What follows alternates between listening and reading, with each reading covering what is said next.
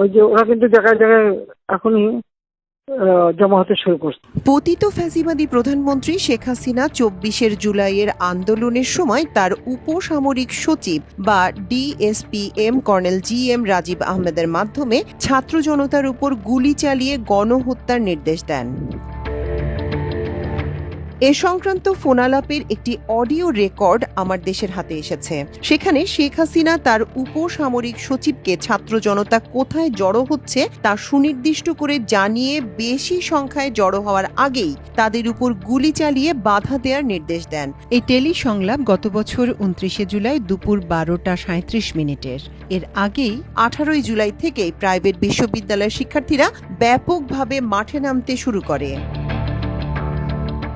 শেখ হাসিনার উপসামরিক সচিব কর্নেল রাজীব হাসিনার ফোন ধরেই বলেন, আসসালামু আলাইকুম স্যার। সবাই জানে শেখ হাসিনাকে ম্যাডাম না বলে স্যার বলার নির্দেশনা ছিল বহু আগে থেকেই। তাই ডিএসপিএম কর্নেল রাজীব শেখ হাসিনাকে স্যার বলেই সম্বোধন করেছিলেন। আসসালামু আলাইকুম স্যার। শেখ হাসিনা সালামের জবাব না দিয়ে নির্দেশনা দিতে শুরু করেন। ওই যে ওরা কিন্তু জায়গায় জায়গায় এখনই জমা হতে শুরু করছে। মিরপুর 10 নম্বরে, উত্তরা, তারপরে ব্র্যাক ইউনিভার্সিটি।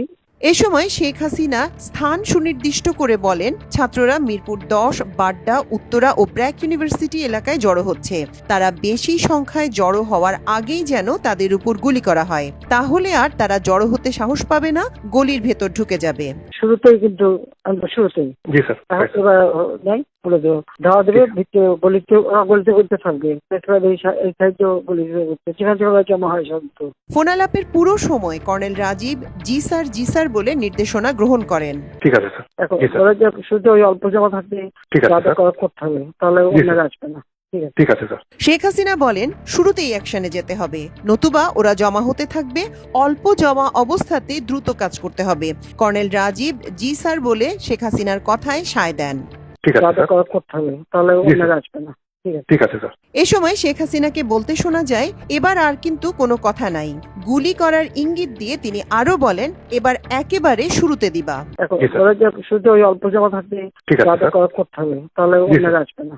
এ পর্যায়ে কর্নেল রাজীবও ঠিক আছে বলে সায় দেন এবং স্যার আসসালামু আলাইকুম বলে ফোন রেখে দেন। ঠিক আছে স্যার। স্যার আসসালাম। সাবেক প্রধানমন্ত্রীর উপসামরিক সচিব কর্নেল রাজীবের মাধ্যমে শেখ হাসিনা যে ছাত্র জনতার উপর গণহত্যা চালানোর নির্দেশ দিতেন, ফোনালাপের এই ভিডিও তারই একটি প্রমাণ।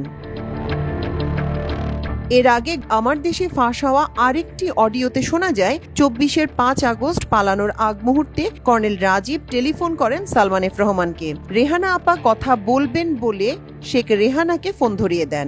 ধারণা করা হয় পালিয়ে যাওয়ার মুহূর্তে হেলিকপ্টার থেকে ফোন করেছিলেন শেখ রেহানা। এ ফোন কলে শেখ রেহানা দ্রুত সালমানকে বাসা ছেড়ে পালিয়ে যাওয়ার পরামর্শ দেন।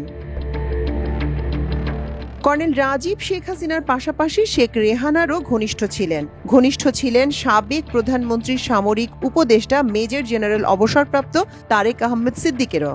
শেখ হাসিনাকে ভারতে রেখে আসার দলেও ছিলেন রাজীব।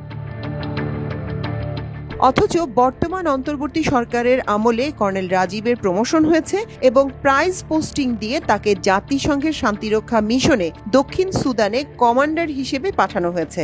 মেজর জেনারেল অবসরপ্রাপ্ত তারেক আহমেদ সিদ্দিকের অত্যন্ত বিশ্বস্ত ও অনুগত এই সামরিক কর্মকর্তাকে আওয়ামী সমর্থক হিসেবে সরকারের স্পর্শকাতর জায়গায় পদায়ন করা হয়েছিল। আগামী মার্চ মাসে তার দেশে ফেরার কথা রয়েছে। মাল্টিমিডিয়া ডেস্ক, আমার দেশ।